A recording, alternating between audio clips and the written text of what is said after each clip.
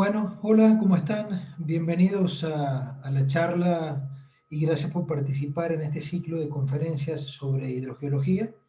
Mi nombre es Álvaro Boyero y voy a hablar sobre el pozo de agua como proyecto de ingeniería.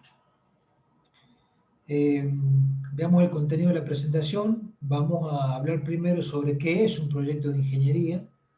Luego vamos a definir qué es un pozo de agua.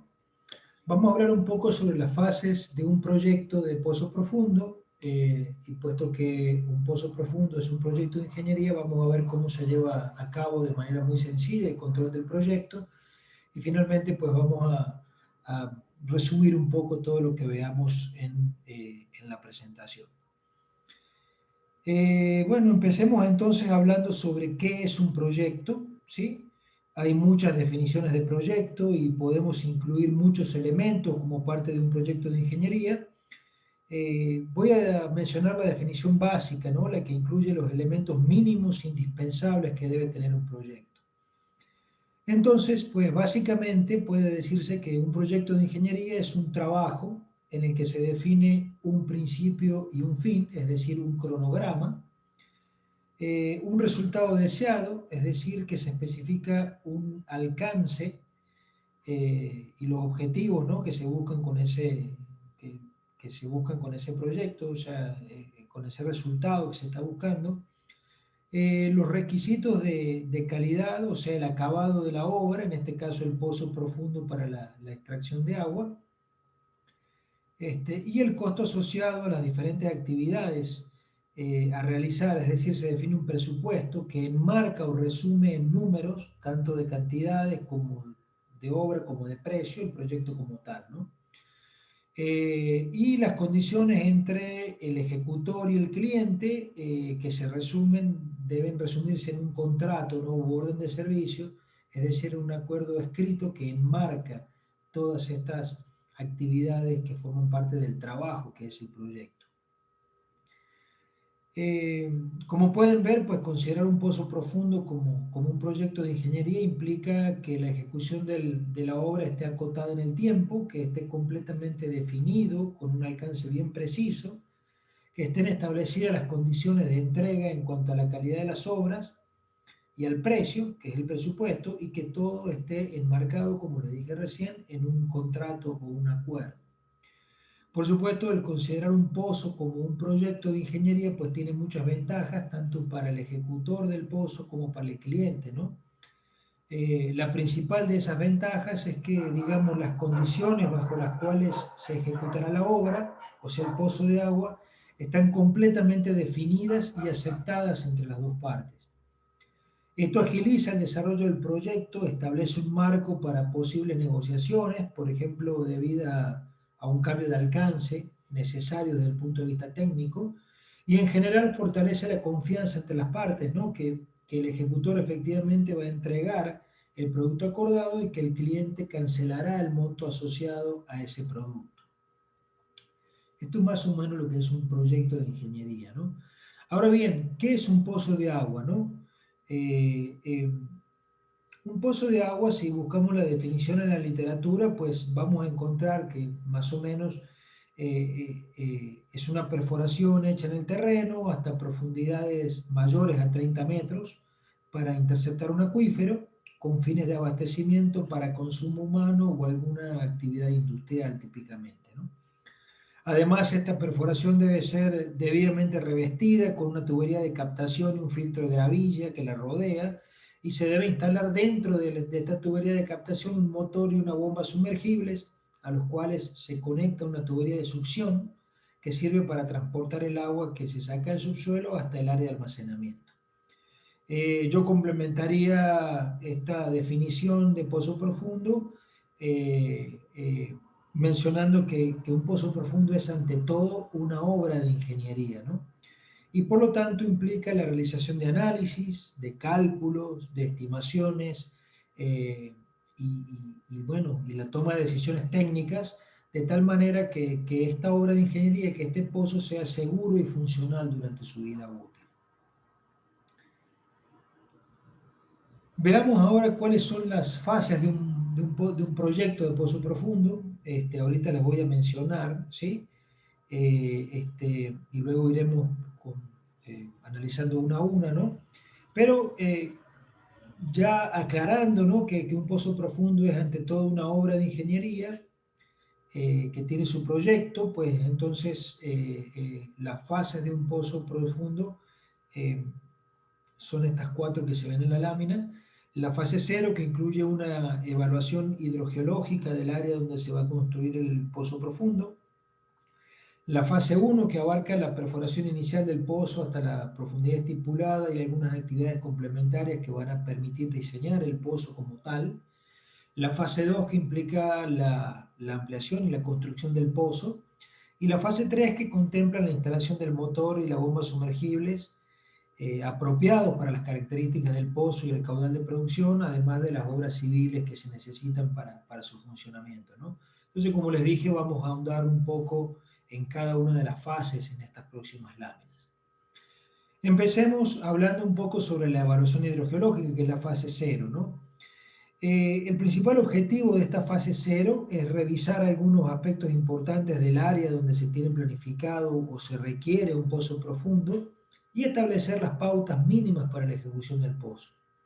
Básicamente, pues busca contestar si hay agua en el sitio, ¿no? Esa es la pregunta básica que todo el mundo hace, todo el mundo que contrata un pozo pregunta, ¿hay agua en el sitio? Bueno, el primer objetivo de esta evaluación hidrogeológica es contestar eso, ¿hay agua en el sitio?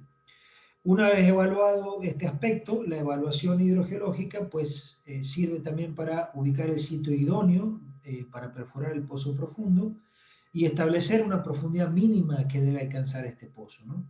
Esas son las tres premisas básicas que persigue una evaluación hidrogeológica. Usualmente este análisis del entorno hidrogeológico de cierta área es un trabajo que incluye actividades de gabinete, como son la recopilación bibliográfica sobre la geología del área, análisis de fotogeología, análisis de balance hídrico para estimar la recarga del acuífero, climatología, entre otros aspectos. Y otra parte que es un trabajo de campo que abarca el inventario de pozos cercanos existentes, la descripción geológica del área, medidas de caudal y nivel piezométrico si es posible hacerlo en esos pozos existentes, usos del agua y posibles focos de contaminación, ¿no? Para efectuar esta evaluación es de mucha utilidad la información disponible en entes públicos, que usualmente existen en la mayoría de los países de la región, que recopilan información topográfica, como puede ser el caso de la Oficina de Cartografía, climatológica en las oficinas de Medio Ambiente y Clima, y sobre aguas subterráneas en la Oficina de Aguas Subterráneas, que como les digo suele haber en la mayoría de los países latinoamericanos, ¿no?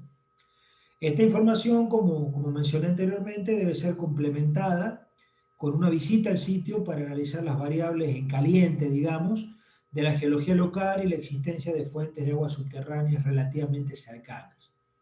El análisis de esta información va a permitir identificar y describir los principales acuíferos y estimar sus parámetros hidráulicos, que es una información básica para la selección del punto donde se espera una mayor producción del pozo y la profundidad mínima que debería alcanzarse durante su ejecución. Una vez seleccionado el sitio idóneo, pasamos a la fase 1, se procede a ejecutar la perforación inicial hasta la profundidad establecida a partir de la evaluación hidrogeológica, típicamente y dependiendo del tipo de material que se espera encontrar en el terreno, es decir, si predomina material rocoso o bien material sedimentario. El diámetro de esta perforación puede variar entre 6,5 y 8,5 pulgadas, esto puede ser variable, puede ser más grande, pero estos son dos diámetros típicos, digamos. Y asimismo, pues dependiendo del tipo de material predominante en el subsuelo, pueden emplearse algunas mechas tricónicas, las cuales ofrecen mejores rendimientos en materiales sedimentarios relativamente de baja rigidez, o mechas de PDR que ofrecen mejores rendimientos en terrenos duros, con presencia de peñones o en rocas, ¿no? Ahí en la lámina vemos fotografías, aquí está una mecha de PDR y una tricónica. Por supuesto, las barras de perforación que se empleen pues deben tener un grosor y peso especiales y estar constituidos por el acero eh, API típicamente, de manera que sean aptas para ejecutar las perforaciones profundas porque deben ser capaces de soportar unas elevadas solicitaciones de peso y torque durante la perforación, ¿no? Eh, este, eh, eh, por supuesto, no voy a entrar en detalles aquí de esto. Las perforaciones también pueden hacerse utilizando lodo de perforación, típicamente lodo bentonítico, con ayuda también de algunos materiales biodegradables que fungen como lodo, como un lodo estabilizador. También pueden emplearse aire comprimido con martillo de fondo, que en ese caso no se utilizaría en esas brocas, pero estoy hablando ahorita de, digamos, de la parte más general, ¿no? Eh, durante esta fase, pues además de alcanzar la profundidad planificada, pues se recuperan muestras de suelo que sirven para caracterizar el terreno y se efectúan mediciones para estimar la posición del nivel estático del agua dentro de la perforación. Esto es una estimación simplemente porque recuerden que queda el lodo dentro de la perforación, entonces hay que dejar que pase cierta cantidad de tiempo, pero hay una buena idea con una sonda de dónde está el nivel estático, ¿no? Adicionalmente, pues resulta de mucha utilidad llevar el control de algunos parámetros de perforación, que lo pueden ver en la parte superior derecha de la lámina, de los cuales los más importantes son el tiempo, que efectivamente tarda en penetrar una barra, las barras típicamente empleadas en los trabajos en pozos usuales son de 3 metros a 6 metros de longitud, dependiendo del equipo empleado. La velocidad de rotación, ¿sí? Los RPM, y si se aplica alguna presión adicional al peso de las barras y el peso de la mecha para avanzar la perforación o adicional al peso de unas barras de peso que se llaman, que se colocan cerca de la mecha para que no se desvíe la perforación, ¿no? Pero estos parámetros pues arrojan información muy útil para complementar la identificación visual de las muestras e incluso para tomar la decisión de cambiar el tipo de mecha que se está empleando en la perforación, la velocidad de rotación o la presión aplicada en el equipo durante la perforación. Ahí ven una gráfica que por lo menos yo y mi equipo utilizamos mucho, que tiene que ver con el tiempo de perforación. Obviamente cuando hay picos en el tiempo de perforación, cotejamos con las otras variables y con las muestras y podemos tomar decisiones, ¿no? Sobre si seguir o no con la mecha, como les decía recién, o también nos da información importante para el diseño, ¿no?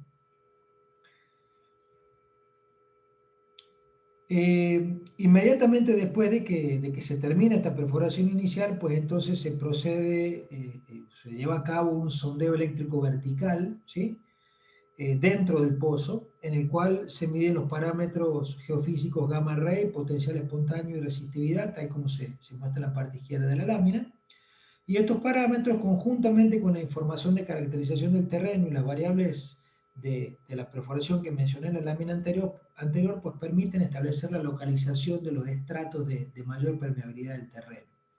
Y con esta información es posible entonces llevar a cabo el diseño del pozo. ¿En qué consiste esto del diseño del pozo, no? Básicamente consiste en determinar el diámetro final de ampliación del pozo. Acuérdense que empezamos con 6,5 o 8,5, bueno, habrá que llevarlo a 12, a 10, a 14, ¿sí? Dependiendo de lo que encontremos en el terreno. El tamaño de la tubería de captación lisa y ranurada a instalar dentro del pozo, típicamente 5 pulgadas, 6 pulgadas, 8 pulgadas. La ubicación de los tubos ranurados de captación, esto es muy importante porque estos tubos ranurados tienen que ir donde se encuentran los estratos de mayor permeabilidad que estimamos con el sondeo geofísico. El tipo de gravilla que se va a emplear en el filtro, si es gravilla número 1, número 2, ¿sí? Y la profundidad que va a alcanzar la protección sanitaria en la parte superior del pozo, ¿no? En la parte derecha de la lámina pueden observar una figura del diseño del pozo, ¿sí? En base a la información de la perforación inicial, es decir, los tipos de materiales presentes en el subsuelo, los parámetros de perforación y los datos geofísicos. Es una manera de presentarlo como lo ven ustedes ahí en la lámina. Y bueno, aquí es importante destacar que este proceso de diseño usualmente se lleva a cabo, vamos a decir, en caliente, en campo, ¿no? Inmediatamente después de realizar el diseño, una vez terminada la parte de geofísica, se realiza el diseño porque ya se tiene la información de la perforación. Y bueno, inmediatamente después se procede a ensanchar la perforación hasta el diámetro final y a colocar las tuberías de captación y el filtro de grava, ¿no? Eh, Como les dije, la figura que les muestro es ilustrativa, como para comprender un poco las variables que están consideradas en esta fase 1, aunque esa es la información que se dispone al momento de hacer el diseño en el campo. Pasemos a la fase 2, ¿no? Ya con el diseño del pozo listo, pues como les dije, se procede a ampliarlo hasta el diámetro definitivo, si es que eso no se hizo antes de la geofísica. A veces ya esto se estipula de antemano, digamos, y ya se hace desde el principio en el tamaño final. Como les dije, típicamente a un diámetro mínimo de 12 pulgadas, aunque en pozos ejecutados en roca pueden aceptarse diámetros menores, del orden de 9 y 5 octavos, 10 y un cuarto de pulgada, ¿no? Dependiendo de las mechas disponibles. Luego de ampliarlo, pues se lleva a cabo la instalación de las tuberías de captación, las lisas y las ranuradas, el filtro de gravilla alrededor de esta tubería hasta las paredes de la perforación y la construcción del sello sanitario. En la parte izquierda de la lámina ustedes pueden observar un esquema del pozo incluyendo todos estos componentes. Y finalmente, pues una vez culminada la construcción del pozo, se lleva a cabo la limpieza del mismo, ¿no? Mediante el empleo de compresor. Básicamente, pues se inyecta aire con presiones de entre 90 y 100 psi normalmente, ¿no? Dentro de las tuberías de captación a diferentes profundidades, desde el fondo del pozo hacia arriba, deteniéndonos particularmente en los sitios donde fueron instaladas las tuberías ranuradas. Y de esta manera pues se va limpiando el sedimento que queda incrustado entre los granos de la grava y las ranuras de la tubería de captación, y se observa que poco a poco pues el agua va aclarando, ¿no? Este proceso debe llevarse a cabo hasta que el agua esté completamente clara, ¿sí? Lo cual es señal de que el pozo ya tiene una cantidad, o no contiene, mejor dicho, una cantidad significativa de sedimentos.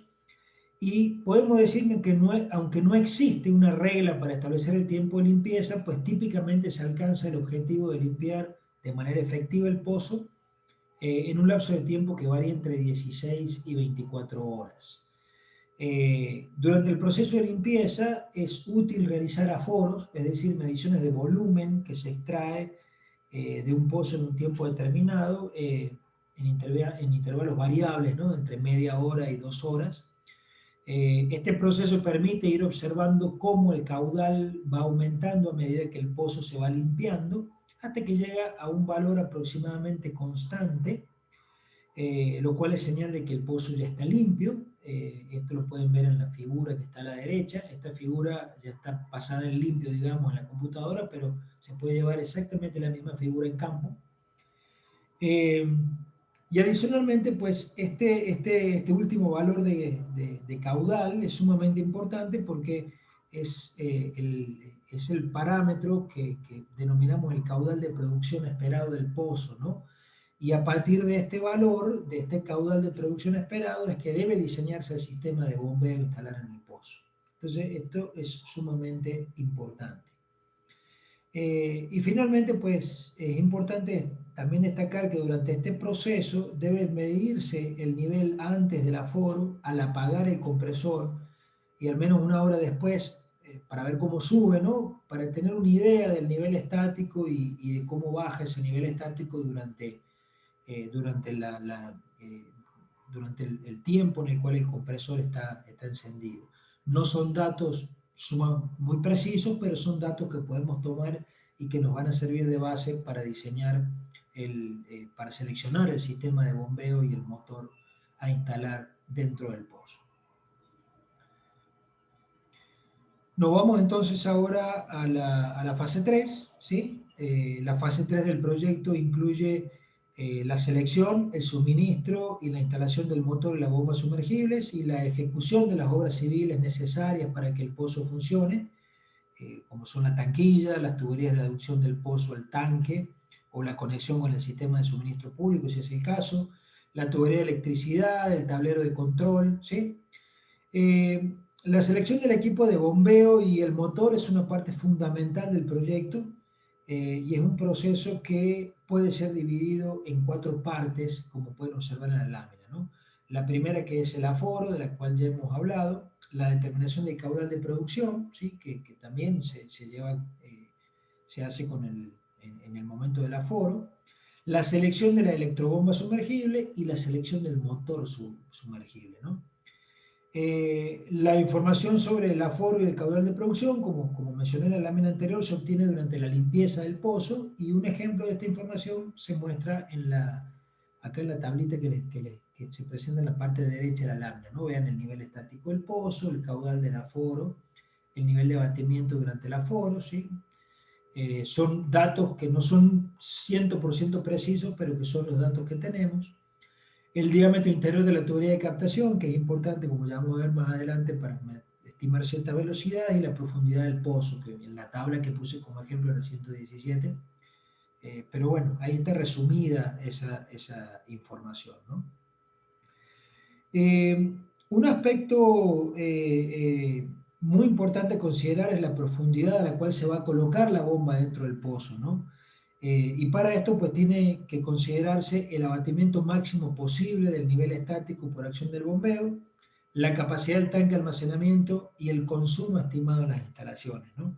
Así lo primero que se hace es determinar el descenso máximo del nivel estático, el DN max, que se muestra ahí en la lámina, que es igual a la longitud, perdón, a la profundidad donde se coloca la bomba menos el nivel estático, es la diferencia entre esos dos. Y una vez conocido este dato, una buena práctica, ¿sí? Es acotar este descenso de nivel estático para diseño igual al 30% del descenso del nivel estático máximo, ¿no? ¿Por qué se asume, ¿no? Una porción que típicamente es del 30%, pero puede ser variable, puede ser 50, 80, eso depende del caso estudiado y del diseñador. Pero ¿por qué se asume una porción? Porque, bueno, básicamente, como les he mencionado, hay una gran incertidumbre en la medición de los niveles dentro del pozo durante el aforo. Entonces, una manera de cubrirse la espalda, vamos a decirlo así, o de tomar en cuenta este factor de incertidumbre, es acotar el nivel de descenso máximo del pozo al momento de calcular la bomba. Por otro lado, la selección de la bomba también va a depender del caudal de producción, la altura manométrica que va a tener que vencer la bomba y la eficiencia de la bomba, ¿no?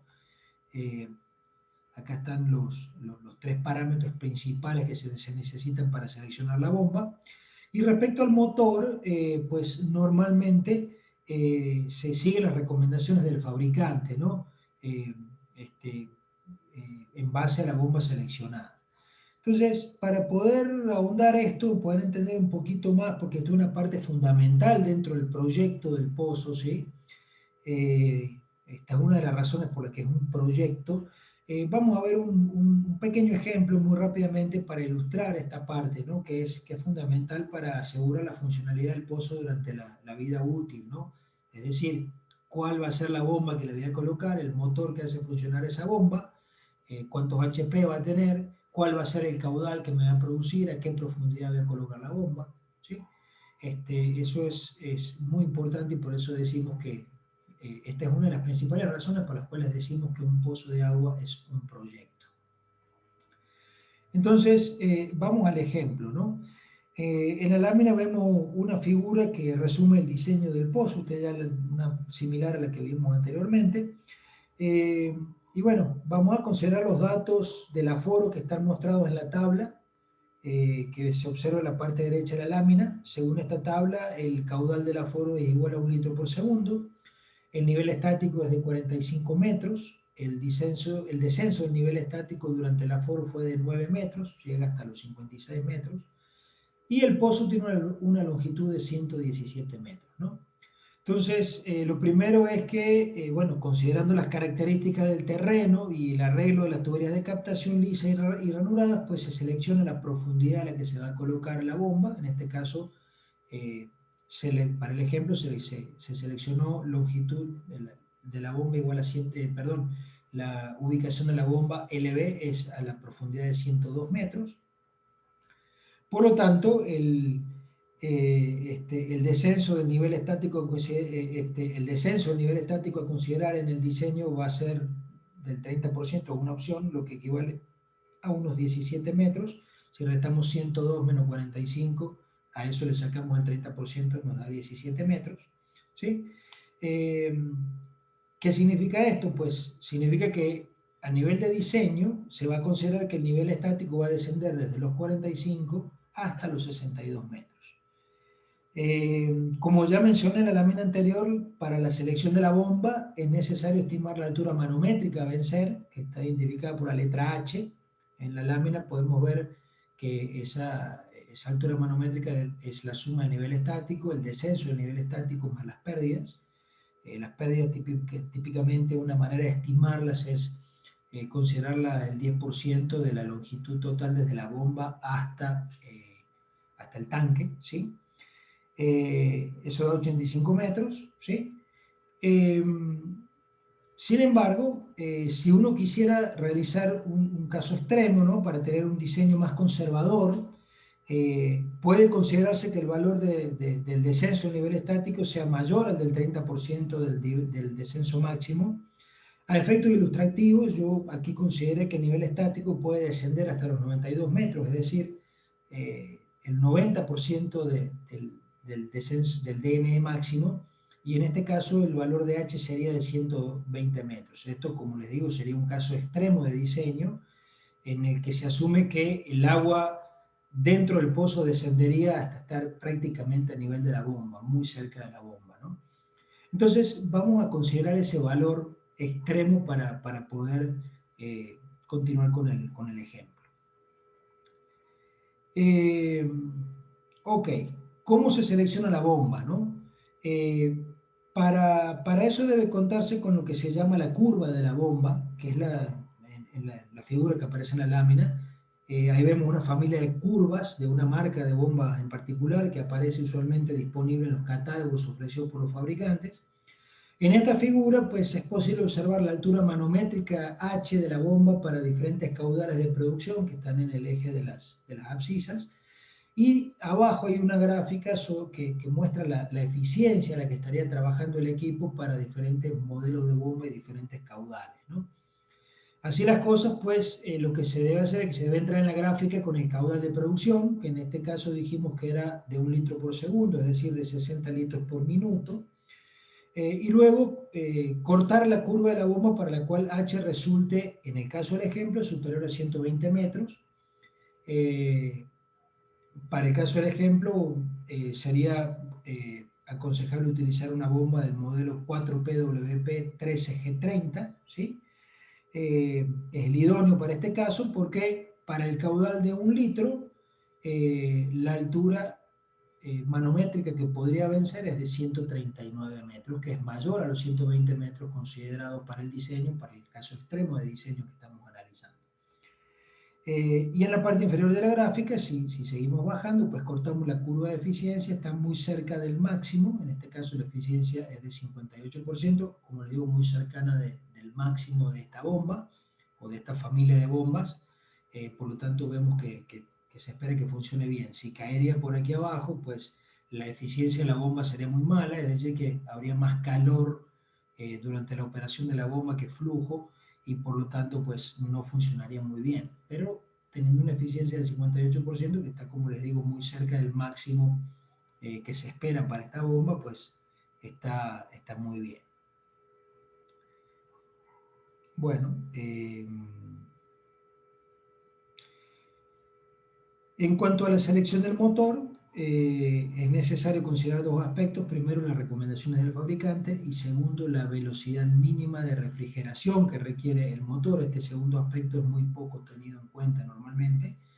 Pero en la lámina pues vemos una tabla que, como les digo, provee el fabricante, y vemos que para la bomba que hemos seleccionado con la gráfica anterior, pues sería suficiente utilizar un motor de 3 HP de potencia para un caudal de 60 litros por minuto, ¿no?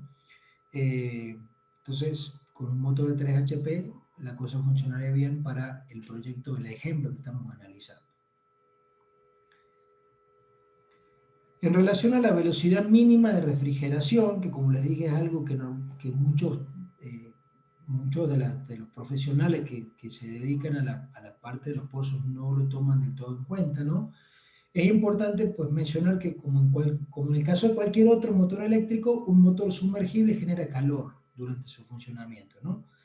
Para evitar que este calor se acumule y por lo tanto pues, genere vamos a decir, un envejecimiento prematuro o un desgaste mecánico o la destrucción térmica en el extremo del motor, el calor que se genere debe disiparse en el entorno, ¿no? Y por lo tanto, pues la refrigeración se logra mediante el flujo de agua que circula a lo largo de la superficie del motor debido a la aspiración de la bomba. La bomba siempre va arriba del motor, el motor va en la parte de abajo, tenemos agua dentro del tubo de captación y por lo tanto utilizamos esa agua como enfriamiento.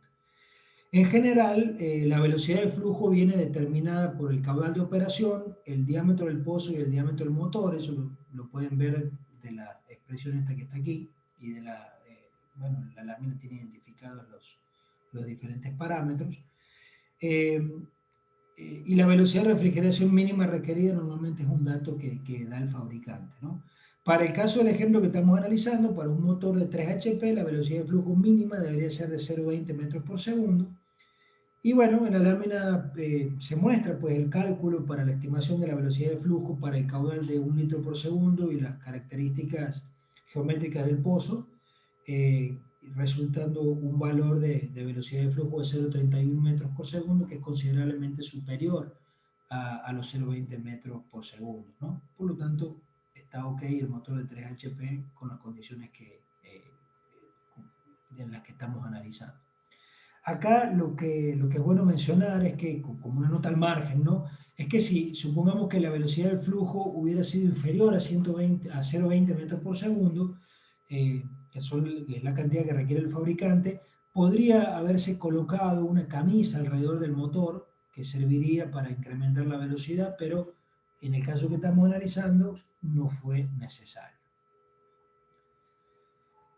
Finalmente, como mencioné antes, ¿no? Deben completarse las obras civiles, típicamente una tanquilla, tuberías de agua y de electricidad, el tablero de control. En la lámina pueden ver algunas fotografías de estos componentes. Está de más decir que la construcción de estos componentes debe estar enmarcada en la normativa vigente y que debe desarrollarse con las mejores prácticas, ¿no? Esto es muy importante, esto de que se lleve a cabo en base a la norma y con las mejores prácticas, porque muchas veces se generan conflictos con los clientes que están relacionados con estas obras, porque no quedó bien o porque no quedó completa. Y la verdad que estas obras son mucho más sencillas que la ejecución del pozo como tal. Y bueno, son, digamos, de la parte más sencilla del proyecto, por lo tanto, una buena ejecución hace que termine rápido el proyecto, que el cliente quede conforme y que quede todo funcionando. Finalmente, como en todo proyecto, pues debe prepararse una memoria descriptiva. En Venezuela, estoy seguro que en otros países también, existe una norma que rige el diseño y la construcción de los pozos, que en la lámina pueden ver la portada de la norma Covenin 589 de 1979. Es una norma un tanto antigua, pero más allá de algunos cambios en los materiales,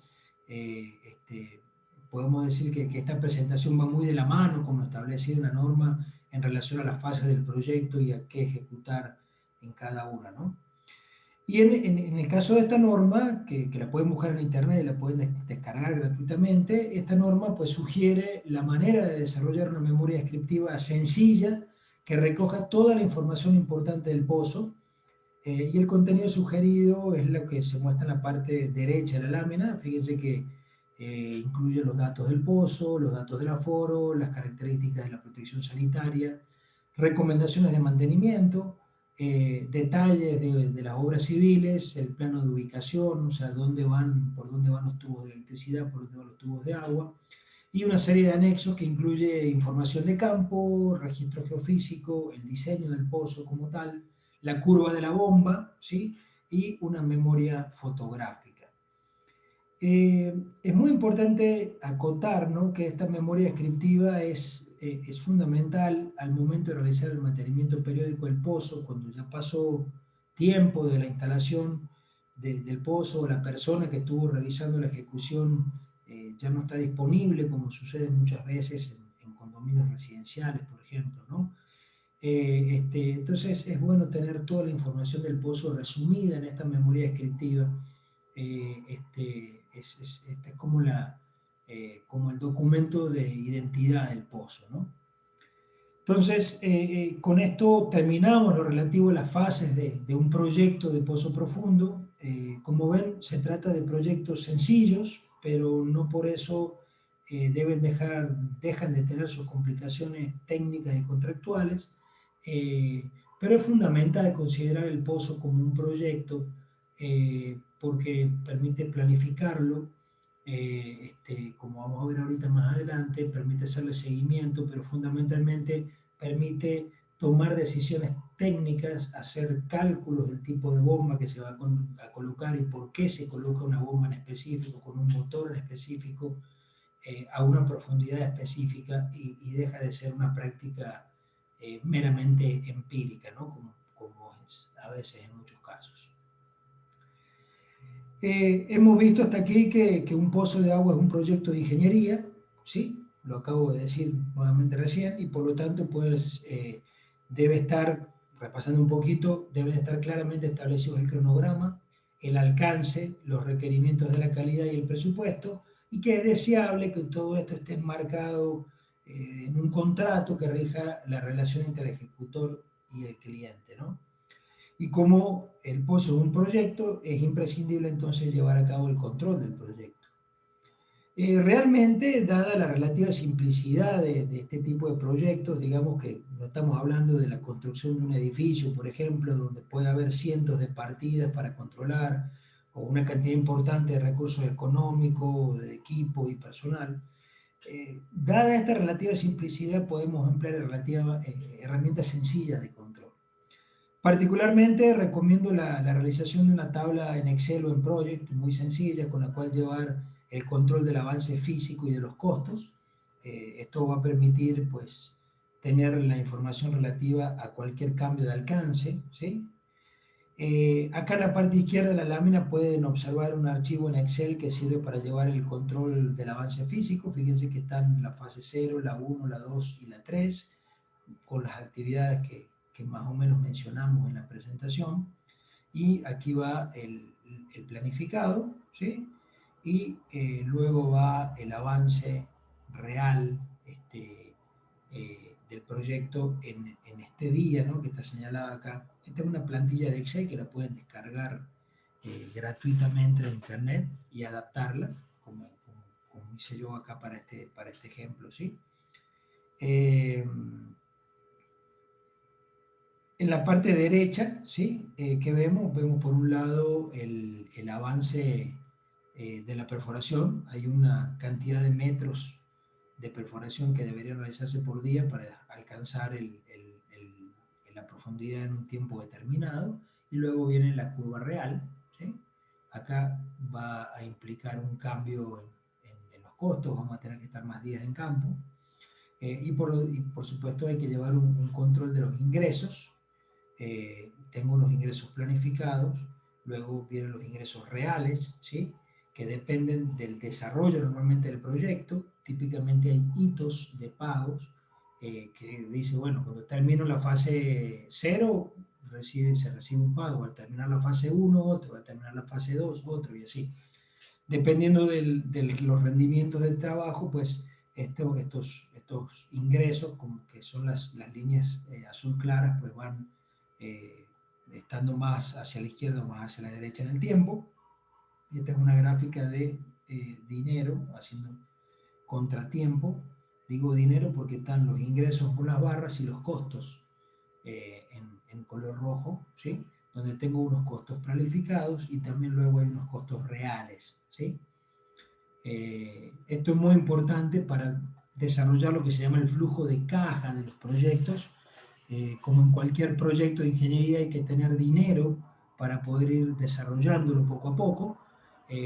no sé, hay que pagar insumos, hay que pagar el personal, hay que pagar permisos, etcétera, pero hay que tener un flujo de caja planificado, ¿no? Entonces, estos dos gráficos, pues obviamente se retroalimentan con lo que es el seguimiento del proyecto y lo más importante que permiten saber en todo momento dónde se está parado, si hay algún cambio de alcance, si hay alguna partida en específico en la que se estén sobrepasando los costos estimados, lo que podría afectar la utilidad del proyecto, si hay, por el contrario, unas partidas donde van los costos van viento en popa y voy a poder tener una utilidad mayor en el proyecto. Me permite identificar claramente si es necesario negociar algo con el cliente porque hay un cambio de alcance o si es una cuestión que debe ser atribuible a, no sé, a la empresa que está ejecutando el pozo. Supongamos que hay un, no sé, si hay un daño mecánico en la máquina, los días extras que tengamos que estar en campo no se los podemos cobrar al cliente porque es una responsabilidad del ejecutante, ¿no? Pero es evidente, como les digo, que hay una retroalimentación de todas estas herramientas para llevar a cabo el control del proyecto como tal, conocer el avance físico de los trabajos y controlar los costos. Por supuesto, para que estas herramientas sencillas que les estoy mostrando, simplemente son unos gráficos que ustedes mismos pueden desarrollar, o cualquier otra herramienta que quieran aplicar, o sea, obviamente es una herramienta de control de proyectos, pero debe existir una comunicación continua y confiable entre lo que ocurre en el campo y la persona que lleva a cabo el control del proyecto. Es decir, el perforador, que es el que está en el campo, debe proveer información confiable y veraz al supervisor, de manera que se lleve un buen control del proyecto. Porque si digamos no hay una sinceridad total entre los datos, todo esto pues sufre, ¿no? Y al final eso se nota cuando los rendimientos esperados del proyecto, los rendimientos reales del proyecto son diferentes a los esperados, ¿no? Ahí es donde se ve todo. Pero pero muy importante la comunicación entre todos los miembros del equipo que participan en la ejecución del pozo.